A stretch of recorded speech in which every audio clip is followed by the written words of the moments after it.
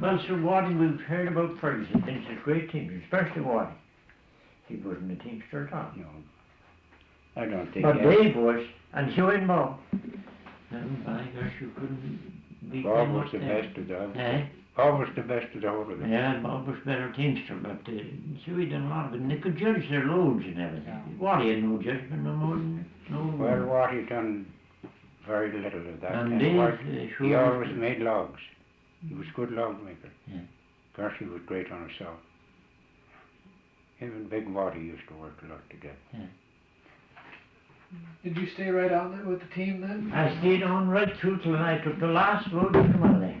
Is that right? They used to be in there, the first winter I was in there, all the teams that stayed out of the depot would be in there when we were eating our breakfast, 8 miles. And you know what time we used to get up? 2:30. Good. They fed the horse an hour and a half, and they went out 4 o'clock. And they weren't to go out till 4:30. That was the orders. And he stopped them. They got going out before 4. And I'll never forget it. Hughie Ferguson sat right at this side of the table, at one table, you know, there was, I guess, about 6 tables in. There was one table there, or he sat right there, and Jack Cribbia sat at the head of the table. He was a lead teamster, and Archie Dool sat over here. And they were all pretty much on the one road. See, there was 16 teams, but there were like 4 teams in a gang.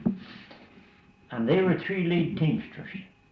And they used to watch. There was times when I went there, this place was vacant right beside Archie. And I sat right beside Archie all the time. And I watched them time and again, and some of them wouldn't finish their bet to get out ahead of the others. And he flagged them for going out. At last, going out too early. So when he fired all them teamsters went. You see, I was only the one young lad that got a team. And he used to say some awful things, Mitchell. I'll never forget, there was another Mitchell in there, and he was a nice man. An awful nice, but a sober-going fellow.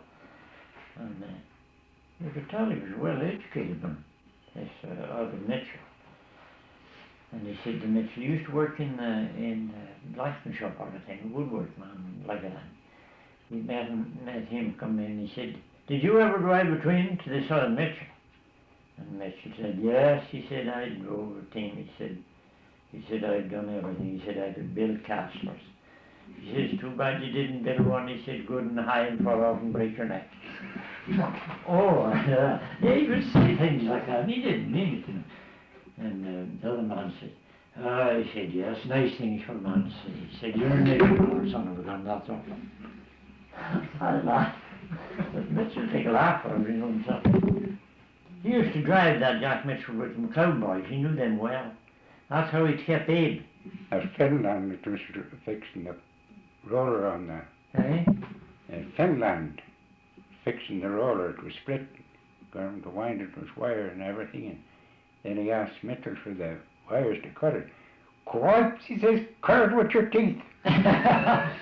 Yes, sir, he kept poor Abe. Then Abe was on the hill with after, I don't know what he done first, on the main road. And then he put him on a hill with a great big horse. He weighed 2,200. Just on one horse, towing them. Just a little short. There was a brush pile from the year before there, and I bet you anything was high on the roof of this kitchen, you know. Still there. And Abe kept burning a hole in there till he got it. You could go right in and under it. And he just threw a team up, and well, he only had from here to very little further from here, that building there. Couldn't any further, one bit further from that building up to John's house there, this end of it. That's all he done, all day. 2 of them, and they made 4 trips a day, and 16 teams, but basically. And then he gave him a team at the very last, you see. And but when they got done, yeah, there was one fellow quit. That was before they were quite done. He gave Abe his team. Well, he would send Abe and I over to what do you call them? Another foreman. They weren't out yet. There were 7 camps in there that winter. That was for George Ferguson from Renfrew. And 7 camps, and that was supposed to be 60 or at last there were 70-some men in it most of the winter. Around then there was about 60 after they quit the main roads got all cut. Oh, well, I forget that fellow's name was over there. He comes from Empire, around the camp for there. And he wasn't all right. And he was sending 2 team over there, and he was sending Abe and I over there. And I was the last one to load out. He kept me for the last on that, and I had 100 logs on it. And I was like, there was a few more logs left on the skidway, they never touched. And that, The old pine, was it?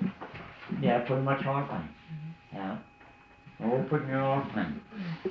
But when we got out there, he told us, Paddy Farr, that was the lad's boss for on the other camp. And there was an Alec McLeod boss that winter, but not into these. But we went down on Tom Lake to dump our loads, and Abe was ahead of me. See, I come out, the last Mitchell come out with me.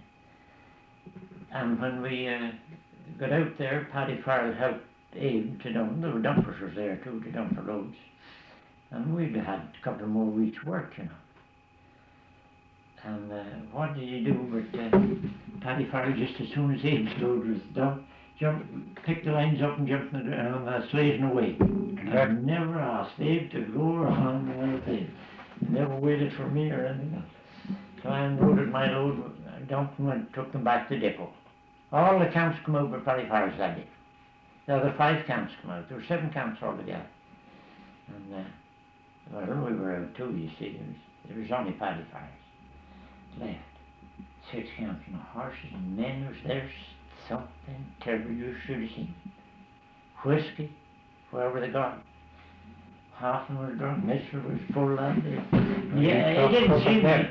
You know, he didn't see me till just about He ran from Lambert or and something. the stables was full when we got back. There wasn't a place but your horses. Went to blacksmith shops, they were full. Of course, they were carrying the horses that day too.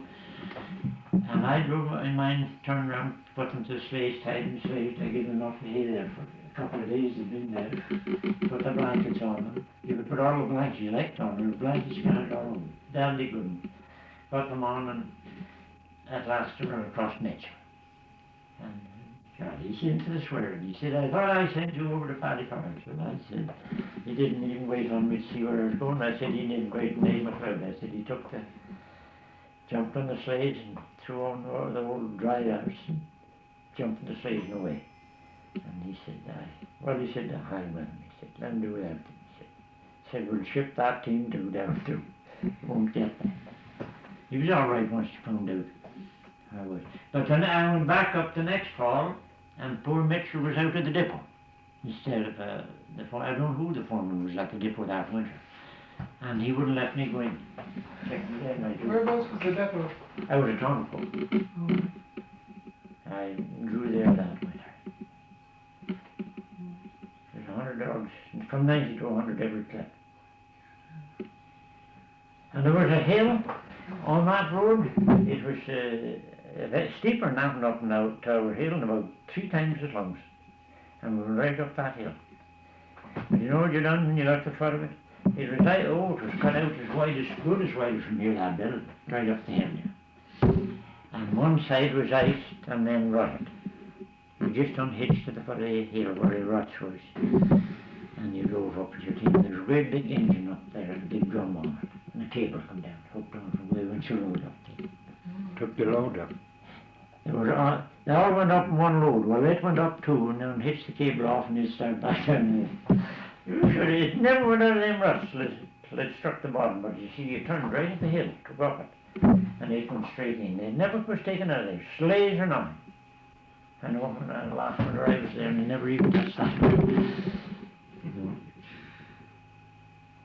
Sleighs would be pretty well wrecked, wouldn't they? Aye. The sleighs would be pretty well wrecked. Oh, boys, yeah, but they had lots of them. Yeah. There were some of the camps the second winter wasn't in at all. They were getting pretty well cleaned out.